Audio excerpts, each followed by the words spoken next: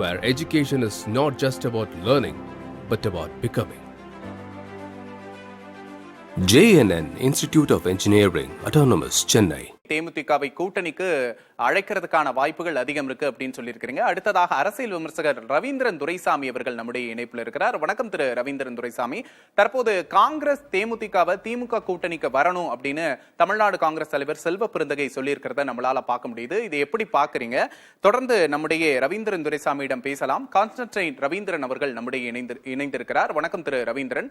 திமுக கூட்டணிக்கு தேமுதிகவை அழைப்பதற்கான அறிகுறிகள் தருவதா செல்வ பெருந்தகையோட இந்த ஸ்டேட்மெண்ட்டை வச்சு நம்மளால புரிஞ்சுக்க முடியுது. இதை எப்படி பாக்குறீங்க? திமுக கூட்டணியில் செல்வதற்கான வாய்ப்புகள் மிகவும் பிரகாசமாக இருக்கிறது. காரணம், இன்றைய அரசியல் சூழ்நிலையில் ஒரு தனி கட்சிக்கு மக்களவையில் மெஜாரிட்டி இல்லாத போது ராஜ்யசபா உறுப்பினர்களால் எந்த பலனும் இல்லை.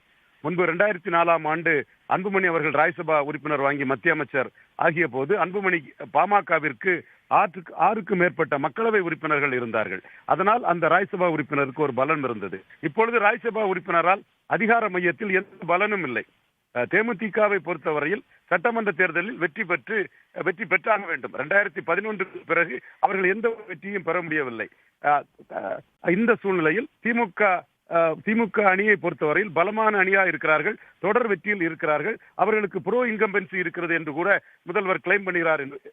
என்ற சூழ்நிலையில் திமுக அணியில் கிடைப்பதெல்லாம் எம்எல்ஏ போஸ்ட், எத்தனை சீட் கிடைத்தாலும் அது எம்எல்ஏ போஸ்ட். ஸ்டாலின் கொடுக்கிறது எம்பி போஸ்ட், எம்எல்ஏ போஸ்ட் என்ற நிலைமையில் இருக்கிறது. எடப்பாடி பழனிசாமியிடம் ராஜ்யசபா இல்லாத சூழ்நிலையில் அவரிடம் எம்எல்ஏ டிக்கெட் வாங்கினால் அது டெபாசிட் தேருமா, வெற்றி பெற முடியுமா என்பதெல்லாம் பெரிய கேள்விக்குறி. அதிமுகவில் அவர்கள் 2019, 2024 அவர்கள் வெற்றி பெற முடியவில்லை.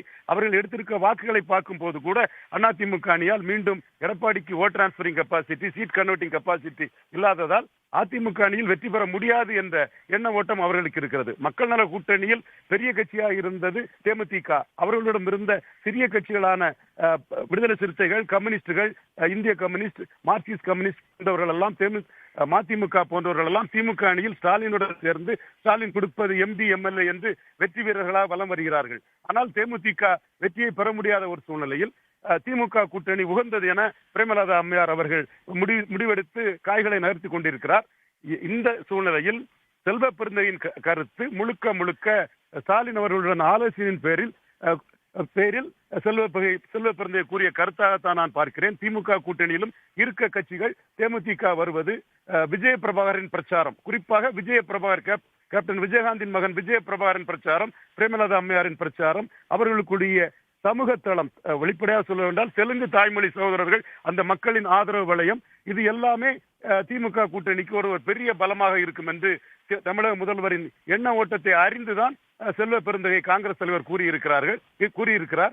எனவே வெற்றி வாய்ப்பில்லாத எடப்பாடி பழனிசாமி தலைமையில் போவதை விட திமுக கூட்டணிக்கு போகலாம் என்ற எண்ண ஓட்டம் பிரேமலதா அம்மையார் அவர்களுக்கு மிக தெளிவாக இருக்கிறது. இந்த சூழ்நிலையில் திமுக கழகமும் தங்களுடைய வெற்றியை மேலும் பலப்படுத்த தேமுதிகவை சேர்த்துக் கொள்வார் என்பதே ஸ்டாலின் அவர்களின் நடவடிக்கைகளும் ஸ்டாலின் அவர்களின் ஆலோசனையின் பேரிலே முழுக்க ஆலோசிப்பார் என்றே நான் கருதுகிறேன். செல்வ பெருந்தகை கூறிய இந்த இதை நான் உணர்கிறேன்.